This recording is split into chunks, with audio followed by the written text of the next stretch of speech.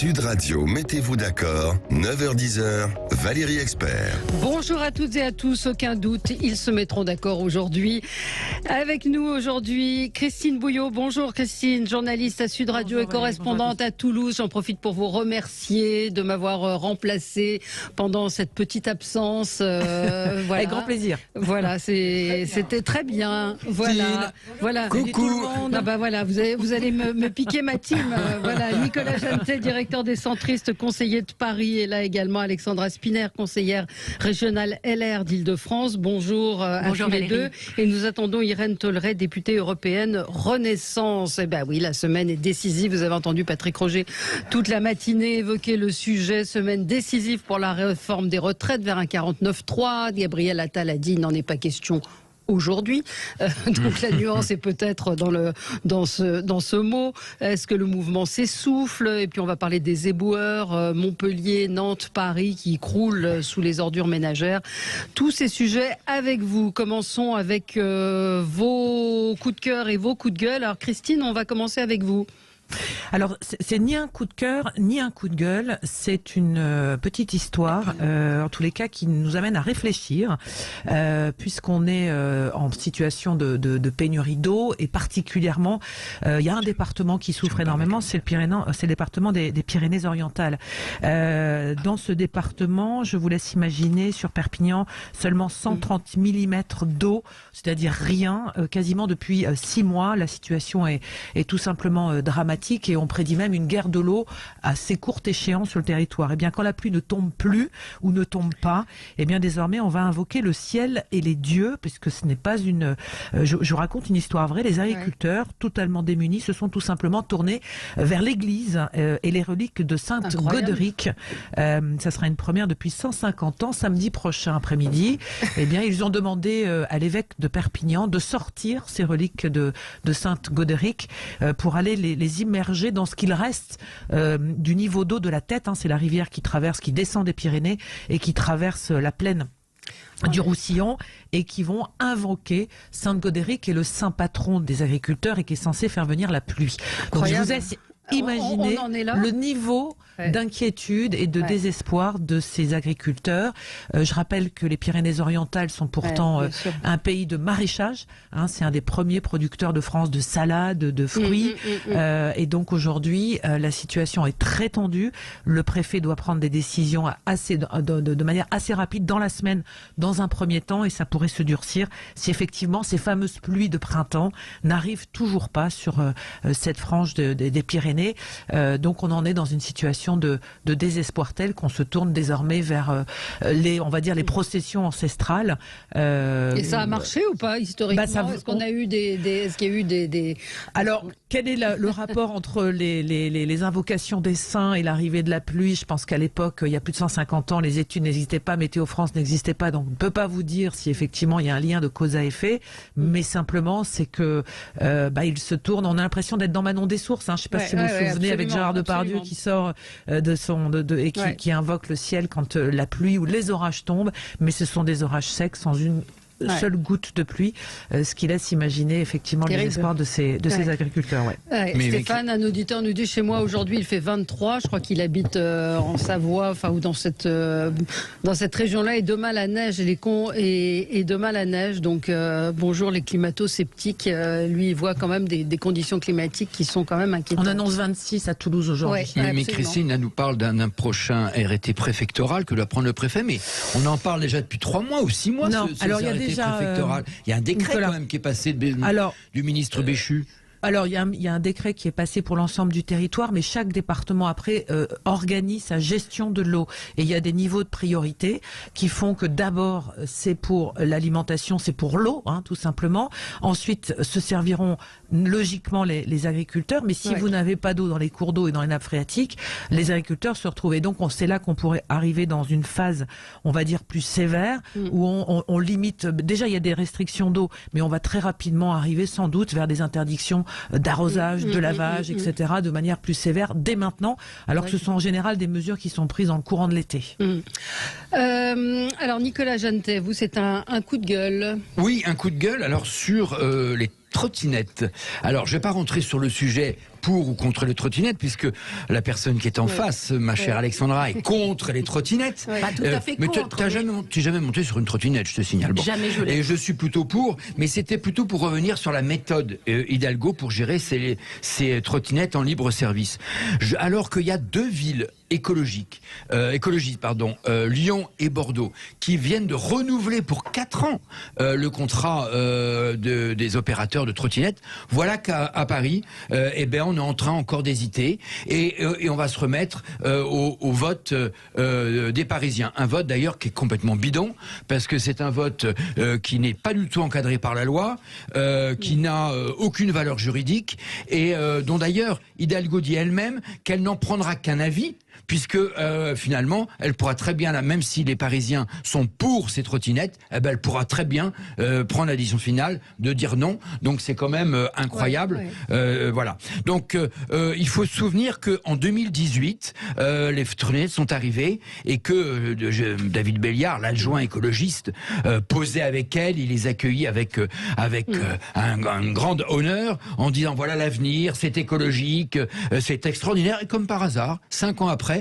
c'est plus du tout écologique et c'est plus du tout une mode de mobilité d'avenir. Entre-temps, effectivement, ça a été le bordel généralisé dans les rues. Partout, le gros problème, en fait, c'est pas maintenant, parce que depuis quelque temps, les opérateurs essayent de réguler. Mais c'est en 2018, quand David Béliard les a accueillis, il les a accueillis comme ça, sans encadrement. Et vous vous souvenez de 2018, les gens roulaient sur les trottoirs, c'était un nouveau mode de mobilité, et donc, il faut bien le dire, c'était le bordel généralisé. Nous, l'année dernière... Est-ce que ça peut ne pas être le bordel? Pardon? Est-ce que ça peut ne pas être le bordel? Ça peut être le bordel, d'ailleurs ça va mieux. Il y a 1 an, donc nous avons fait, des propositions, c'est même moi qui porte ce dossier, des propositions très précises, plaque d'immatriculation sur les trottinettes, interdiction au moins de 18 ans avec scannage de la carte d'identité. Moi j'avais même proposé un petit test de conduite, enfin un test de code de la route sur son téléphone, parce qu'effectivement, une autre étude montre que ce sont les femmes et les enfants et les étudiants qui utilisent le plus les trottinettes.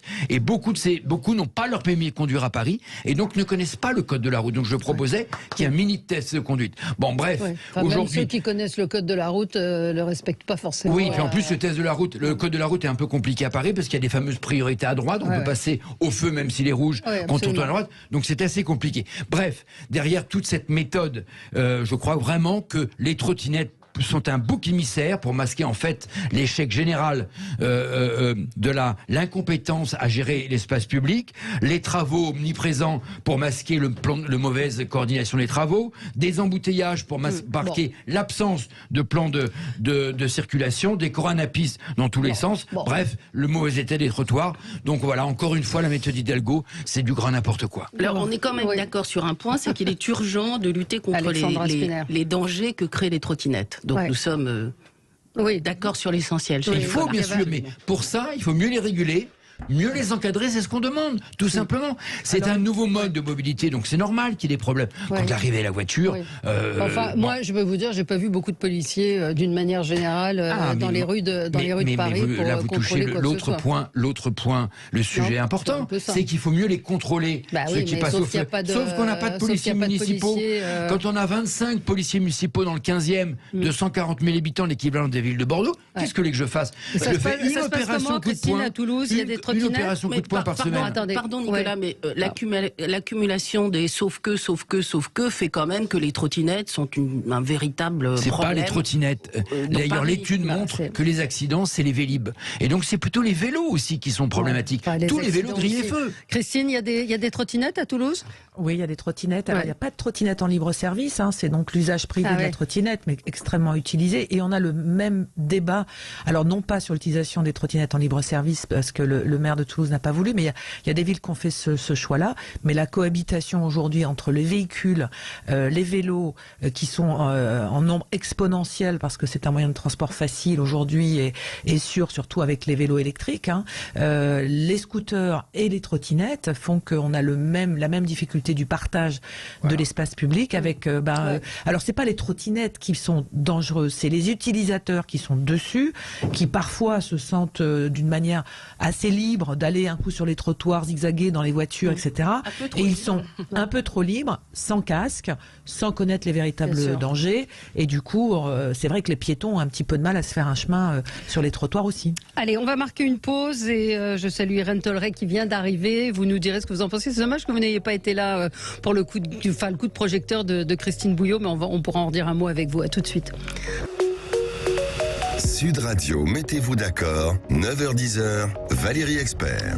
Mettons-nous d'accord avec Christine Bouillot, journaliste à Sud Radio, correspondante à Toulouse, Alexandra Spiner, conseillère régionale LR Île-de-France, Nicolas Jeantet, directeur des centristes et conseiller de Paris, et Irène Tolleray, députée européenne Renaissance. On va évidemment parler de cette semaine décisive pour la réforme des retraites, et puis on va parler de la mobilisation. Est-ce qu'elle s'essouffle, de la grève des éboueurs? On continue notre tour de table.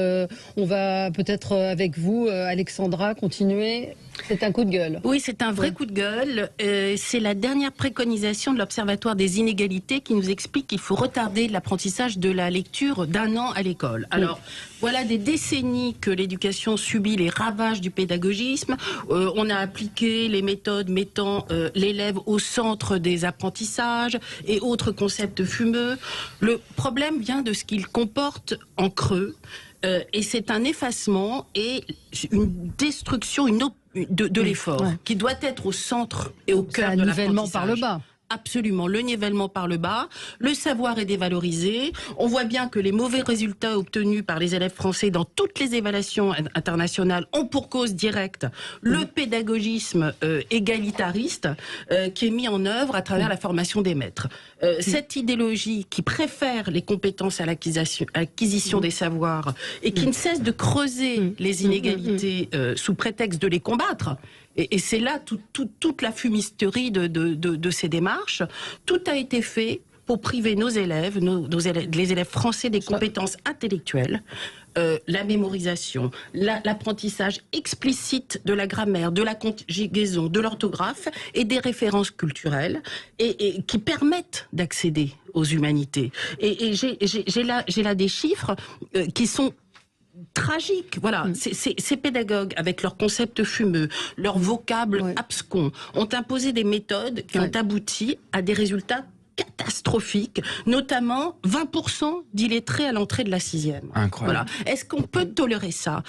L'égalitarisme creuse encore et encore le tombeau de l'éducation nationale. Il faut le dire, ça engendre la pire des inégalités. Voilà. La mission éducative, ça doit être au premier plan de nos préoccupations collectives. L'injustice scolaire, c'est la pire des inégalités. C'est la pire des inégalités. Parce qu'en le principe que met en avant donc ce haut comité, ce conseil, cet observatoire des inégalités, c'est de dire il y a des enfants qui ne sont pas égaux en vocabulaire et en langage, donc ils vont être en retard sur les autres, donc Très bien, mais est-ce qu'on pense sérieusement que les enfants issus des milieux favorisés vont attendre patiemment que l'école leur apprenne à lire et à écrire? Bien sûr que non. Selon que vous êtes né dans une famille favorisée ou une famille très éloignée du capital culturel, vous aurez à vous défaire plus ou moins de la possibilité de réussir. C'est injuste, c'est à l'inverse de ce que préconise Alain Bentolila qui dit il faut mettre les enfants le plus tôt possible à l'école et à la crèche. Parce que vous en pensez, Irène Tolleray? J'ai vu cette étude, je suis tombée aussi de ma chaise en voyant ça. Moi je suis un exemple vivant, hein. J'ai commencé à apprendre l'anglais très tôt. Et ben du coup j'ai parlé anglais très bien. Donc à un moment donné, il faut surtout pas au moment, je crois qu'en plus il y a 2 mètres de haut d'études Boris Cyrulnik sur la formation du cerveau, l'apprentissage, la connectique. Donc je veux dire, c'est invraisemblable de ne pas donner à notre petite tête blonde de quoi nourrir, apprendre et en faire des citoyens le plus tôt possible. Je trouve ça invraisemblable. Déjà qu'on n'est pas très bon en maths, nos jeunes ne sont pas très bons en maths. Si en plus ils sont pas bons en français. Mais moi, je suis atterré de quand on regarde aujourd'hui des gamins qui ne savent plus écrire, qui écrivent comme ils écrivent un SMS. Il n'y a plus de ER, il y a du et à la fin. Enfin, je suis atterré. Hein. C'est le résultat de décennies de pédagogisme. Christine Bouillot. Oui, c'est effectivement assez édifiant quand on lit ce rapport qui dit aussi que il faut aussi mettre les moyens sur l'apprentissage des mots dans la petite enfance. Et donc par conséquent, il y a deux solutions. Soit on décide de mettre les moyens, mais visiblement on n'en a pas trop. Je vous rappelle quand même, on a supprimé les maths il y a quelques mois de cela dans le tronc commun des lycéens parce qu'on n'avait en réalité pas de prof de maths. On le remet aujourd'hui parce que les classes préparatoires et les grandes écoles, les universités ont tiré la sonnette d'alarme en disant attention, il y a un effondrement du niveau, donc remettez des maths. On remet des maths, mais il faut voir comment. Pareil en 6e, puisqu'il n'y avait plus de profs de techno, on a supprimé la techno. Donc on en est là aujourd'hui. La réalité, c'est que on a un manque criant aussi d'enseignants motivés, bien payés et qui vont aller au cœur du dispositif avec des moyens suffisants. Et comme vous dites, c'est-à-dire que les plus avantagés, les plus favorisés se débrouilleront, iront là où c'est possible, et puis ceux qui ont des moyens plus modestes et pataugent un peu, sont un peu laissés sur le côté, subiront les conséquences de tout ça. Oui, pardon. Je voudrais réagir aussi sur les maths. En fait, les instituts n'ont pas de cursus de formation de mathématiques. Et alors, c'est pareil, les maths, comme les langues, plus tôt on les apprend, mieux ça va. Le dénombrement, la règle de 3, c'est des choses qu'on devrait maîtriser largement en arrivant en 6e. Et pour ça, commencer dès la maternelle à jouer, à compter des bonbons. Non, mais je crois qu'il faut vraiment, ce qui est essentiel, c'est de remettre les enseignements fondamentaux au cœur de l'école. Parce que cette proposition est ahurissante. Tout commence par l'école, c'est la fabrique de la France. Et lutter contre les inégalités de destin, c'est donner le maximum de chance à des enfants qui, au départ, n'en ont pas eu beaucoup. Et c'est notre devoir de remettre l'école en marche et de s'éloigner de ces délires. N'oublions pas qu'on a aujourd'hui des professeurs vacataires qui sont formés en 3 semaines et qui ont été recrutés en speed dating pendant l'été. N'oublions pas ça, catastrophique. Alors, ne manquons pas quand même de saluer le travail extraordinaire des enseignants qui essaient tant bien que mal, malgré toutes les préconisations chaque année qui leur est imposée, continue d'enseigner vaillamment, parfois dans des territoires où c'est particulièrement compliqué. Alors, Irène Tolleray, vous avez un coup de cœur, un coup de gueule? Alors, j'ai les deux, mais je vais commencer par le coup de gueule qui est sur les poubelles à Paris. Moi, j'arrive de province et j'ai vu ces tas de poubelles. Donc, je rappelle que quand on monte à la capitale, pour nous, on vient dans la plus belle ville du monde. Donc là, on vient dans la plus belle ville du monde avec des gros tas de poubelles. Mais j'ai aussi remarqué que ces gros tas de poubelles, ils n'étaient pas triés. Ils n'étaient pas triés convenablement. Et en même temps, on voit bien, avec les discussions qu'on a eues auparavant, qu'il y a cette espèce de pression sur la mobilité décarbonée pour réduire les gaz à effet de serre. Mais j'aimerais juste dire à nos auditeurs que le gâchis alimentaire, c'est 30% de gaz à effet de serre. Donc, on peut réduire nos gaz à effet de serre de manière extrêmement simple, en triant, et c'est ce qu'on fait beaucoup mieux à la province, en province manifestement qu'à Paris. Par exemple, les bouteilles, on trie 2 bouteilles sur 10 à Paris, alors que on trie 7 bouteilles sur 10 dans la ruralité. Donc, les poubelles, c'est pas que moche, c'est aussi des ressources pour lutter contre le réchauffement climatique. J'ai un peu du mal à comprendre à quoi on joue là. Pourquoi ça ne va pas plus loin? Et puis vous vouliez me faire un coup de projecteur pour la situation en Géorgie. Un énorme coup de cœur pour ce qui se passe en Géorgie. Vous avez peut-être vu on parle assez peu.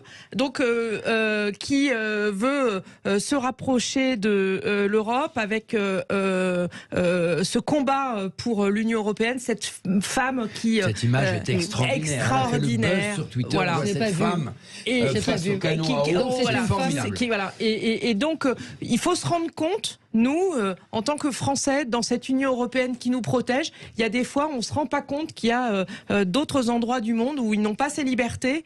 En Moldavie, on a de l'influence russe qui vient encore d'être démantelée avec des choses très graves. Et donc, je crois qu'il faut vraiment se rendre compte, et grand coup de cœur, grand coup de chapeau pour ces personnes qui se battent pour la liberté dans leur pays. Oui, et puis on peut penser aux femmes iraniennes et aux femmes afghanes. On le rappellera à chaque fois. Bien sûr. Ici, dès que possible, et regardez en replay le documentaire hier soir qui est passé sur France 5, qui s'appelle Afghan, qui a plutôt pas mal marché, près d'1,5 million de téléspectateurs. C'est plutôt rassurant de voir que c'est pratiquement autant que, à 500 000 près que les chaînes, que d'autres chaînes. Et c'est un document incroyable, bouleversant, fort, coup de poing. Regardez-le en replay. Avec des séquences insoutenables. Insoutenables, vraiment insoutenables. Et puis un petit mot quand même, vous avez vu qu'aux Oscars, c'est Michelle Yeoh qui a gagné l'Oscar de la meilleure actrice. Pourquoi faut-il préciser, c'est la première femme d'origine asiatique. De la même manière que le danseur étoile Guillaume Diop, qui a été élu, nommé danseur étoile, on dit le premier danseur noir. Est-ce que c'est pas une forme de racisme que d'être obligé de préciser à chaque fois c'est pratiquement les renvoyer à une condition qui n'est pas la leur. L'assignation à résidence à la couleur de peau, pour moi, c'est insoutenable. Mais oui, mais est-ce qu'on a besoin de le préciser?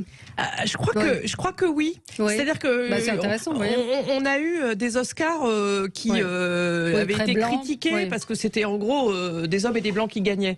Donc c'est la première fois. C'est pareil que quand Barack Obama a été élu, il a ouvert une porte. Quand Kamala Harris est vice-président, elle ouvre des possibles. Donc il ne faut pas le souligner à chaque fois, mais c'est quand même une information importante, surtout que manifestement ils étaient un peu dans un modèle patriarcal. On est quand même en 2023. Oui, c'est ça, c'est ce que je me dis aussi. Moi je trouve que ça ouvre des portes dangereuses. À l'opéra. Alors, effectivement, historiquement, c'est le premier danseur de couleur noire, un black, et dans une institution qu'est l'Opéra de Paris.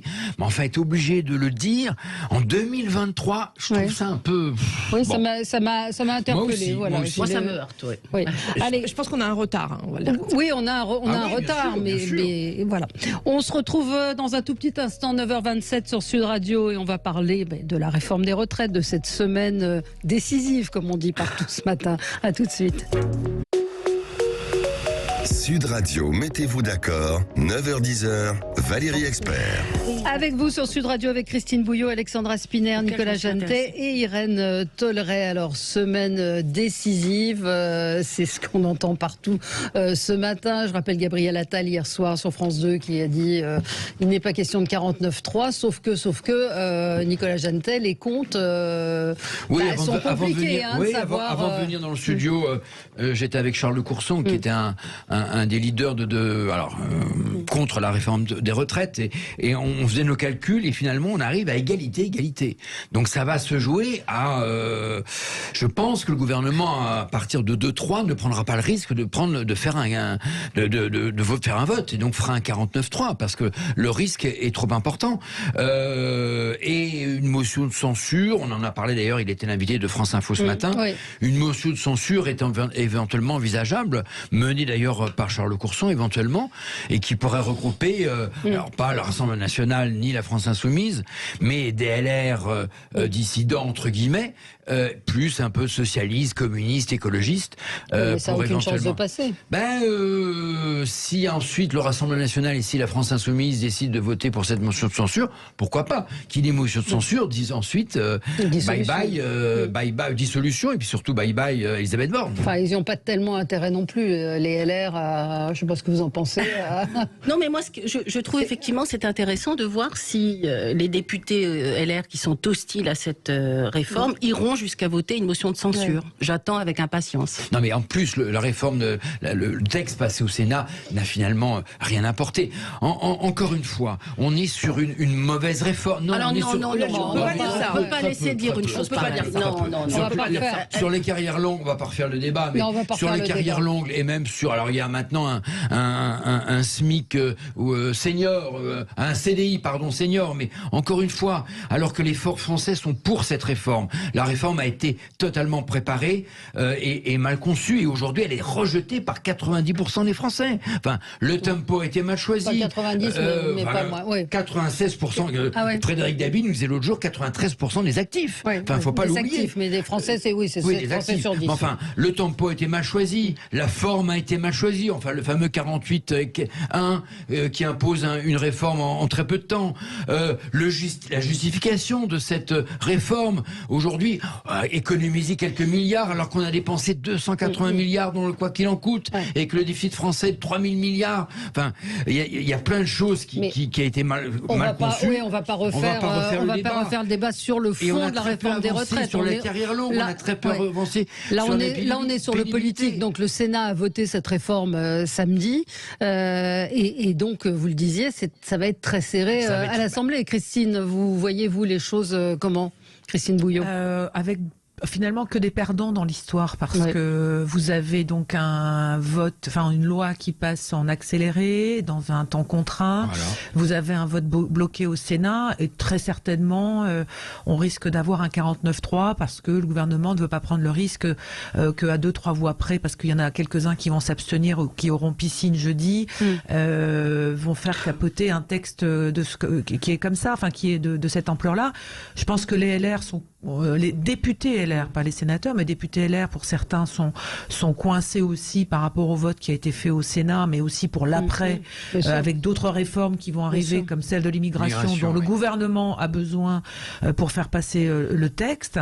Donc on voit bien qu'on est dans des comptes d'apothicaire et que tous les messages sont envoyés. Je ne sais pas si vous avez vu la lettre d'Éric Ciotti, le message de Gabriel Attal. Ce matin, c'était tous les ministres de tous les du gouvernement qui étaient sur le front pour demander et expliquer au LR à quel point il était salutaire qu'il soit là et qu'il vote pour le texte. Sauf que la démocratie participative va en sortir affaiblie. La représentation des syndicats également, puisque la mobilisation même massive finalement n'a pas permis de faire bouger le gouvernement. Et quoi qu'on en dise, le gouvernement Elisabeth Borne ressortira affaibli également par un texte.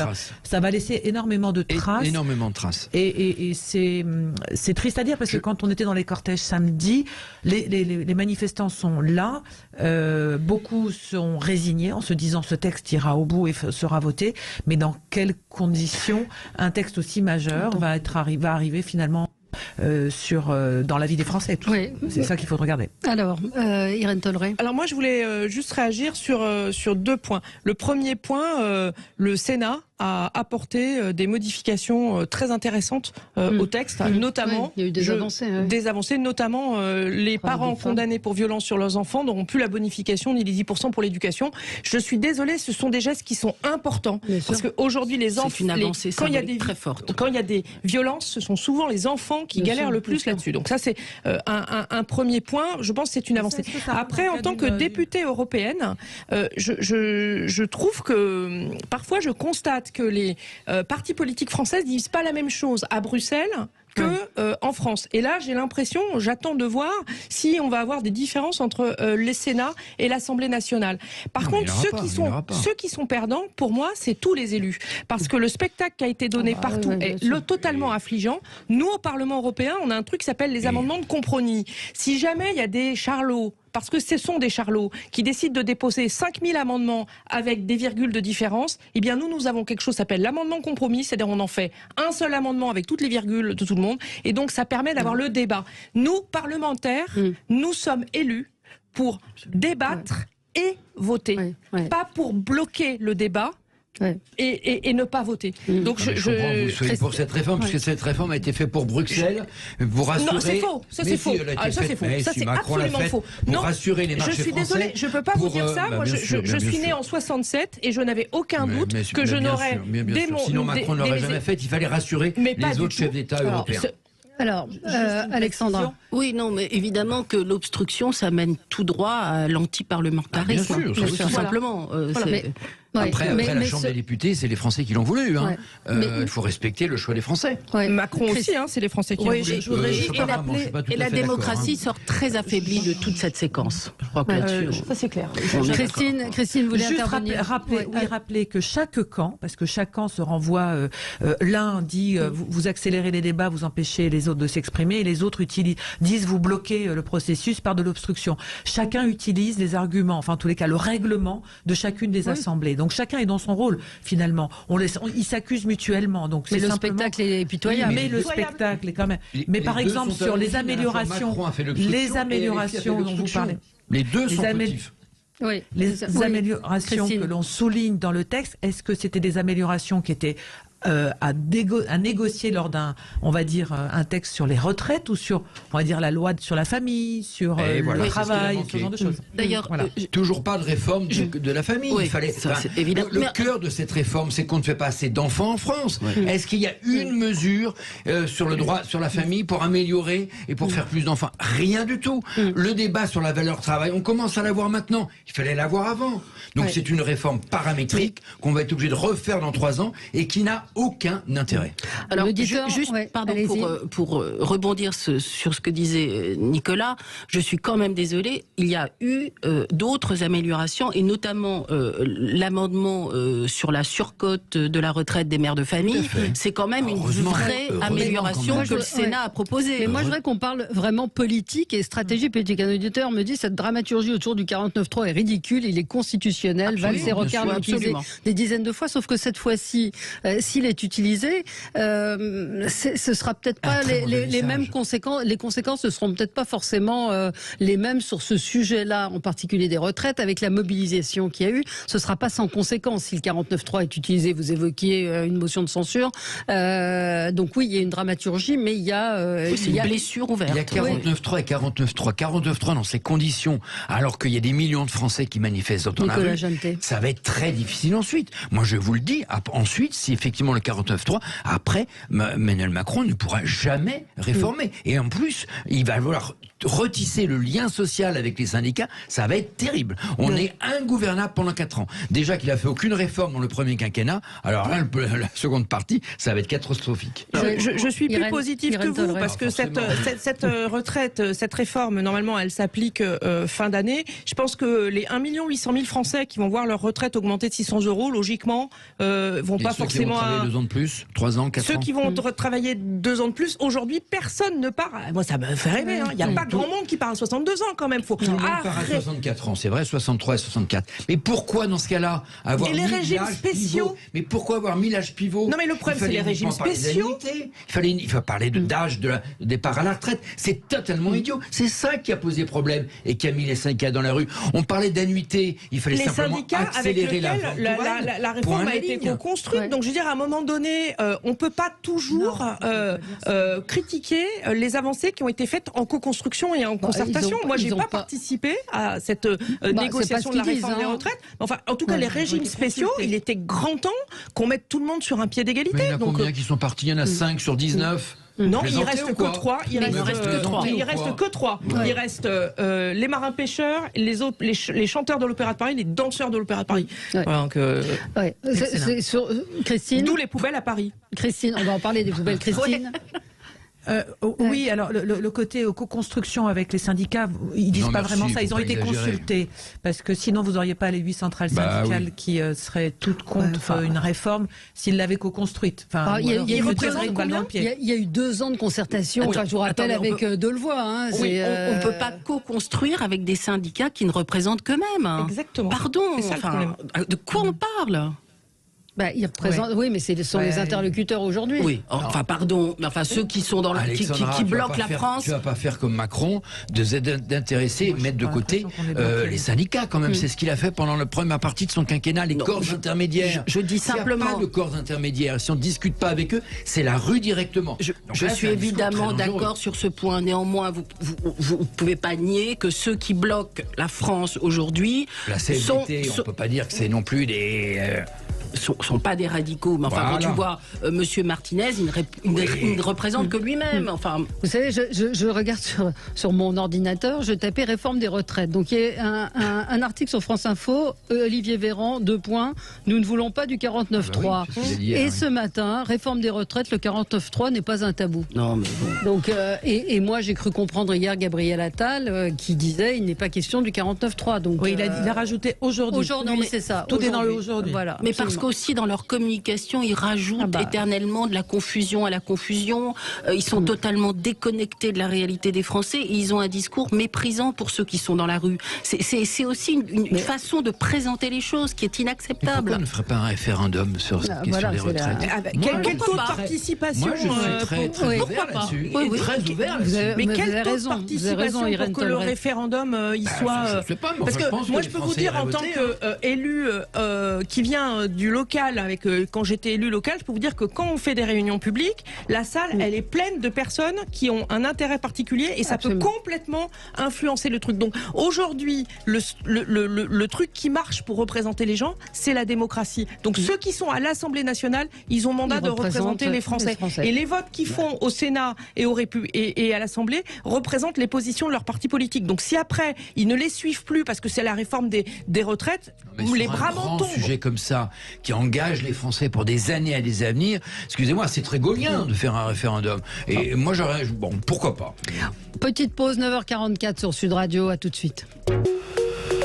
Sud Radio, mettez-vous d'accord, 9h-10h, Valérie Expert. Avec vous sur Sud Radio, on va parler de la grève des éboueurs et on finit peut-être sur la réforme des retraites. Alexandra Spinner, vous vouliez dire encore un mot ? Oui, moi ce que je voulais dire, c'est que c'est jamais populaire de demander aux Français de travailler plus longtemps, mais c'est la seule manière de garantir les pensions de demain et surtout, et c'est notre combat à tous ici, pour les plus modestes. Oui, mais ils n'ont pas le sentiment d'avoir été privilégiés, c'est ça. Une réforme des retraites, il faut faire une réforme des retraites. Les Français d'ailleurs en ont conscience. C'est celle-là qui est rejetée. C'est la méthode qui est rejetée. C'est la façon de discuter en 10 jours à l'Assemblée, ne pas laisser un mois de discussion. Mais Macron a été élu sur ce programme-là. Mais il a quand même. Pas de proposer une réforme de discussion en 9 jours à l'Assemblée nationale. C'est ça ce qui est scandaleux. Non, mais enfin, 2 ans de concertation après, je pense qu'on est aujourd'hui dans un pays où le schéma politique s'est un peu cristallisé et où on a le buzz qui prend le pas sur le débat. Et cette réforme des retraites, moi j'aimerais bien savoir ceux qui reprochent quelque chose, qu'est-ce qu'ils y reprochent, puisqu'on n'a pas pu en parler. Le débat n'a pas eu lieu à l'Assemblée nationale. En tous les cas, c'est les LR qui ont le plus à perdre dans cette histoire-là. Oui, enfin, je crois que tout le monde a à perdre. C'est-à-dire que là, c'est leur. Il y a peut-être que Marine Le Pen qui pourrait comme toujours tirer son les épingle. Marine Le Pen qui n'a fait d'ailleurs aucune proposition et qui s'est bien gardée de rentrer dans ce débat et elle sort pratiquement neutre de ce débat. Là aussi, c'est une mauvaise stratégie. Elle engrange. Alors, on va parler de cette. Alors, attendez. 2 ans. Il y a eu 2 ans au premier quinquennat de discussion sur cette réforme des retraites. 2 ans pour arriver à cette réforme qui est rejetée par. Mais vous savez, je crois qu'il y a aussi un mécontentement général. Et je ne suis pas certaine que les Français qui sont dans la rue manifestent réellement contre la réforme des retraites. C'est pour ça qu'il fallait pas faire cette réforme à ce moment-là. Qu'il fallait peut-être la décaler de 6 mois. On ne fait pas une réforme quand les Français souffrent avec une hausse de l'inflation. Ouais. Sur le choix du timing, je suis tout à fait d'accord. Je suis pas sûre que dans 6 mois ça ira mieux, mais non, vous êtes pessimiste. Alors. Non, pas pessimiste, réaliste. Aujourd'hui, on a une guerre qui explique tout un tas de choses, et cette guerre, dans 6 mois, si elle est finie, vous avez une boule de cristal que moi j'ai pas. Et je crois qu'aujourd'hui, on doit à tout prix si on donnait quand même un peu d'espoir aux Français, le rôle des politiques, c'est aussi donner un peu d'espoir aux Français. Le rôle des politiques, c'est d'organiser justement. Nous, en ce moment, on est en train de travailler sur la réindustrialisation de l'Europe, sur la souveraineté alimentaire française et européenne, et c'est vital parce qu'on n'avait plus d'engrais. La souveraineté énergétique, j'imagine. En tant que Renaissance, vous travaillez là-dessus aussi. Moi, je suis plutôt sur l'alimentation. Excusez-moi, je crois. Bon, on va parler des poubelles. Alors, Rachida Dati a proposé un service minimum pour les ramassages d'ordures, un service minimum via des entreprises d'insertion pour ramasser les ordures. Alors, ça se passe, il y a aussi Nantes, il y a Montpellier, à Toulouse. Ça se passe comment, Christine ? Alors, nous n'avons pas encore, nous n'avons pas ça, mais on a eu une petite séquence il y a quelques mois de grève des éboueurs. Alors, amusez-vous, allez sur le site de l'INA. Il y a une petite rétro des grèves des poubelles en France, avec l'éternel débat sur les réquisitions pour ramasser les ordures. Mais moi, j'ai surtout découvert, comme la plupart des villes finalement, qu'à Paris, il y avait un service qui était absolument public et puis l'autre qui était privé. Oui. Donc, il y a des arrondissements où ça se passe bien et la rue d'après, ça doit mal se passer. Oui, alors ça se passe bien. Moyen, parce que moi, dans le 15e, je suis élu du 15e, effectivement, on a un service de ramassage privé, mais en fait, donc, l'entreprise n'est pas en grève, mais en fait, c'est les grévistes qui se mettent devant les grilles et qui empêchent les camions de la société privée d'aller ramasser les poubelles. Et de toute façon, c'est les usines d'incinération qui, elles aussi, donc c'est au bout de la chaîne, qui sont en grève. Donc finalement, on ramasse un peu, mais on ramasse pas assez. Mais je crois que de l'autre côté de la Seine, côté 16e, qui est public, ce qui est d'ailleurs un peu bizarre d'ailleurs. Mais bon, pourquoi je sais pas, en général, c'est à l'est que c'est public et plutôt à l'est. Oui, mais là, c'est l'inverse. Quand on regarde la carte, vous avez le 11e, le 10e, le 19e, le 18e, qui sont... ce sont des décisions qui datent de 2008. Hein. Non, mais il faut être clair, il faut un service minimum de ramassage des ordures. Mais vous savez pourquoi aujourd'hui Anne Hidalgo est bloquée ? Elle est prise au piège. C'est qu'elle s'est nommée solidaire de la grève. Elle a mis des grandes banderoles sur l'hôtel de ville en disant mairie solidaire. Ce qui est d'ailleurs interdit par la loi. Solidaire. Ce qui est scandaleux, ce qui est interdit par la loi.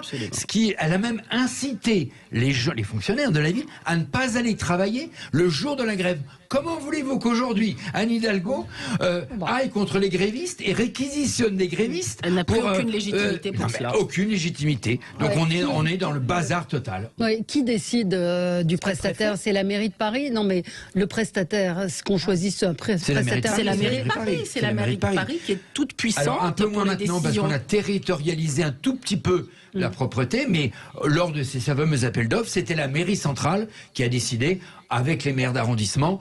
Je crois qu'à l'époque, le maire du 16e, qui n'était pas celui actuel, il préférait un service public, je crois. Claude Goasguen, à l'époque, a préféré un service public. Alors que nous, effectivement, on préférait un service privé et ça marche effectivement beaucoup mieux. Mieux. Ouais, moi je dis ça, je dis rien, mais le fait d'avoir un service public, c'est-à-dire des collectes de poubelles en régie, c'est pour avoir un meilleur service, hein, c'est pas pour ne pas avoir de service. Oui, c'est ça. Mais, sauf que c'est pas ce qui se passe. C'est un vœu pieux. Hein, non, mais quelle est l'issue et ça pose aussi la question un petit peu plus large du durcissement du mouvement dans certains secteurs. Là, on pense à celui de l'énergie. Pour parler de Paris, blocage encore jusqu'à mercredi. Donc là, les poubelles vont s'amonceler jusqu'à mercredi. Donc là, les rats vont commencer à sortir, etc. On est ça va être un enfer total. Toi, Nicolas, tu dois avoir les chiffres plus précis, mais on est à près de 5000 tonnes, non? Oui, 5000 tonnes de déchets. Vous vous rendez compte? 5000 tonnes de déchets. Et alors, maintenant, c'est des murs qui se créent parce qu'on essaie de regrouper les poubelles dans un seul endroit. Donc, dans certaines rues, il y a des murs antiques qui dépassent. Moi, je fais 1m75. Ça dépasse les 1m75 pour essayer de tout regrouper. Et puis après, on va mettre des jours et des jours de retard parce que les usines vont être pleines. Ça va être terrible. Parce qu'il y a un risque, évidemment, sanitaire, un risque de santé publique, mais il y a aussi un risque sécuritaire. Bien, une allumette et ça peut brûler, bien évidemment. C'est alors Madame. Mais service minimum, c'est l'adjointe à la mairie de Paris ce matin était chez nos confrères de la santé. Souris. Anne Souiris. Oh là là. Anne Souiris. Alors on lui pose la question, quand nos enfants se retrouvent nez à nez avec des rats, est-ce qu'il y a un risque sanitaire? Elle répond honnêtement non. Voilà. Non, mais les médecins effectivement disent que c'est lunaire. A priori non. Effectivement, d'un point de vue vraiment médical, a priori non. Surtout que les rats ont assez à manger et donc ils ne sont pas agressifs dans ce cas-là. Une morsure de rat, ça n'est pas grave, pardon. Non, mais il y a des limites au grand n'importe quoi quand même. De quoi on parle? Il y a des limites au grand n'importe quoi. La présence de rats, des surmulots. La présence de rats, ça indique qu'il y a des conditions sanitaires qui ne sont pas respectées. La mission d'un maire, c'est de faire en sorte que ses habitants soient en sécurité. Je ne suis pas sûre que... c'est invraisemblable. Il peut y avoir des maladies. Qui vous dit qu'il ne peut pas y avoir des maladies qui se développent avec ces poubelles? C'est n'importe quoi quand même. Alors, Christine Bouillot, de conflits longs et durs à Toulouse, on n'est pas tombé malade parce que les poubelles n'étaient pas ramassées. Et à Marseille, ça peut faire de la pollution quand même. Et à Marseille, qui est quand même la ville avec le record de France de grève de poubelles, des éboueurs, parce que Marseille quand même détient le record de France, on le sait. Mais simplement, je voudrais quand même qu'on rappelle dans ce débat une chose dont on ne parle pas, c'est la pénibilité du métier d'éboueur quand même. C'est pour cette raison qu'ils sont aussi, puisque dans ce texte des réformes de retraite, la question des pénibilités n'est absolument pas abordée.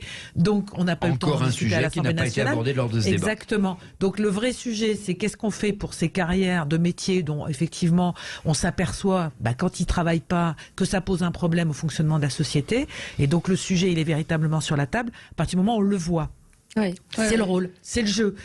Alors, c'est très désagréable, effectivement. On est là à s'offusquer parce que les poubelles s'entassent de tout et tout. Mais moi, je vous invite à réécouter ou en tous les cas à lire les interviews. On l'a fait ce matin sur Sud Radio de cet éboueur qui a plus de 400 000 abonnés sur TikTok qui explique que ça ne lui fait. Il adore son métier. Il n'a absolument pas envie de faire grève, mais que là, cette réforme des retraites à 64 ans, il a le dos cassé. Dans son métier, il n'a pas du tout envie de travailler aussi longtemps. Donc il y a une vraie question. Et là, qu'est-ce qu'on fait? Qu'est-ce qu'on leur répond aujourd'hui à ces gens? Voilà, c'est la question que je pose aux élus de tous les bords. Non, mais c'est un vrai sujet. Évidemment que c'est un vrai sujet, mais il y a, pardon, la continuité du service public, ça n'est pas un vain mot. Vous vous rendez bien compte que là, on est en train de, enfin, le débat est totalement délirant. On est en train de se demander si oui ou non, les surmulots c'est dangereux ou pas. Non, mais sur le fond des éboueurs et de la justification on fait quoi ils n'ont pas de régime spéciaux de leur retraite. Non, mais évidemment qu'ils ont des conditions de travail qui sont très difficiles. Mais on n'a pas posé le débat de la pénibilité. Il aurait dû y avoir une grande conférence sur la pénibilité. Voilà.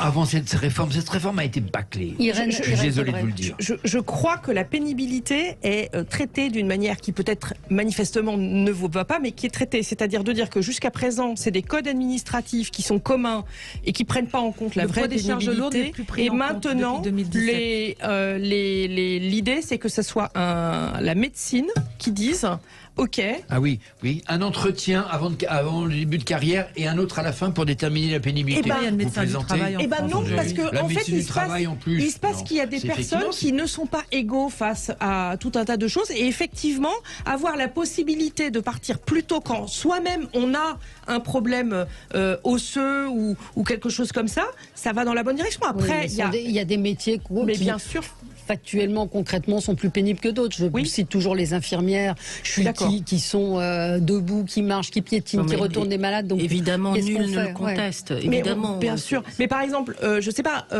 il y avait des métiers avec des marteaux-piqueurs et maintenant, si c'est une machine où on appuie sur un bouton, c'est pas la même chose. Et donc aujourd'hui, on a besoin de regarder cette pénibilité avec l'œil médical. On aurait dû faire une grande conférence sur la pénibilité, sur la valeur du travail et sur les pénibilités avant ce débat des retraites qui a été bâclé. Allez, à suivre donc cette semaine le vote à l'Assemblée. Oui, ça va être effectivement, il y a une dramatisation, comme me disait cet auditeur. Allez, on se retrouve dans un instant pour parler série dans l'émission Média. À tout de suite.